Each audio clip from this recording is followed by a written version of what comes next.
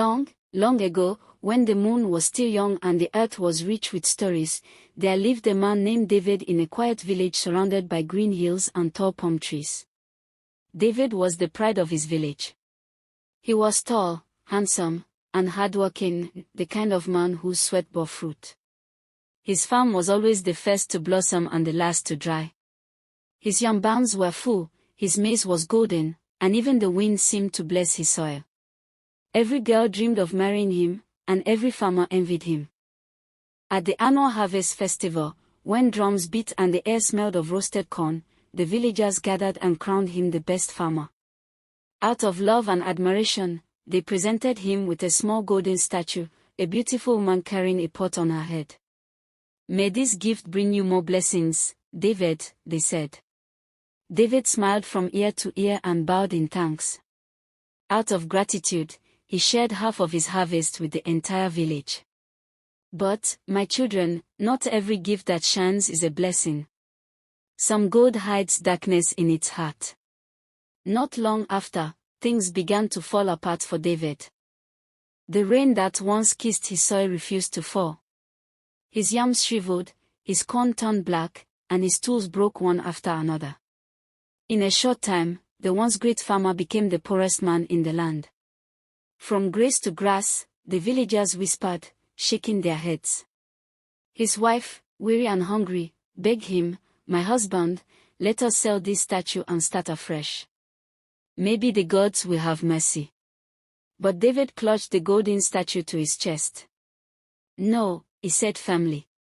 "This is the proof of my success, the reminder of who I once was." So they kept it, and like a slow fire, poverty consumed them.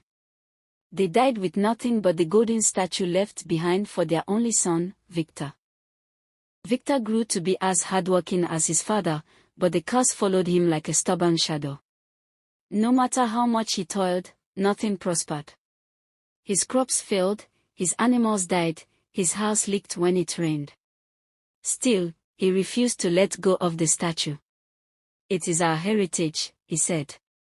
"I cannot throw away what my father treasured." Years later, Victor and his wife died too, leaving behind their daughter, Ada, the third generation bound by the same golden curse. Ada worked tirelessly from dawn till dusk. She was gentle and humble, but hardship became her closest friend. When she married a wealthy man named Obina, the whole village danced and sang, thinking her luck had changed. For a short time, her life was sweet like honey. But after one moon passed, Obina's wealth began to vanish. His business crumbled, his farms failed, and soon they could barely afford to eat. His mother wailed, "Ever since that woman entered this house, misfortune followed. She's a witch." Ada endured their insults in silence. The only thing she held onto was the golden statue, that same woman carrying a pot on her head. One day, her two children pointed at it and asked, "Mama, what is that shiny woman?" Ada sighed. "That, my children, is our family's heritage. It came from your great-grandfather, who was once the most successful farmer in his time." But not long after, Ada fell terribly ill. Her husband was helpless, there was no money for the hospital. In desperation, Obina sent for his friend, Pastor Chaik, to come and pray for her. The moment the pastor stepped into their home, his eyes fell upon the golden statue. He froze. His voice trembled as he asked, "Where did you get this?" Obina replied, "It belonged to my wife's family. It has been with them for generations." Pastor Chaik's face hardened. "Then hear me well, this statue is cursed. Whoever gave it to your ancestors did so with evil intent. As long as it remains in your house, your family will never know peace." Ada began to cry weakly.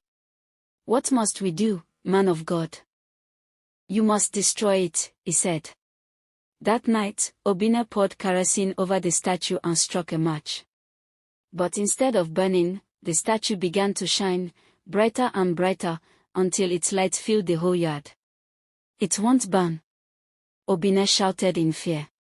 "Then bury it," cried the pastor. "Bury it where no one will ever find it again."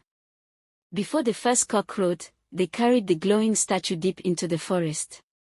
Beneath the roots of an old tree, they dug a hole and buried it. The moment they covered it with earth, the light disappeared, and a great peace filled the air.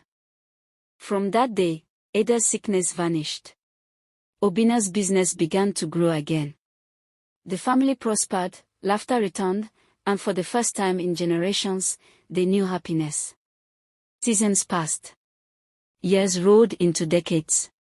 The forest grew wild, thick, and old.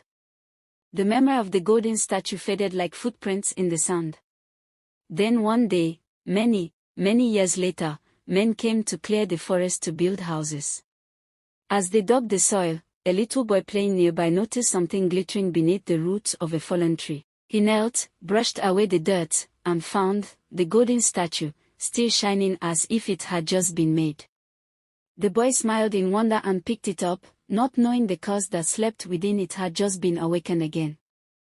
My children, remember this: not all that glitters is gold. Some gifts carry chains instead of blessings. When pride blinds a man, even a curse will look like a treasure. And above all, what we refuse to let go of today may become the burden of those who come after us.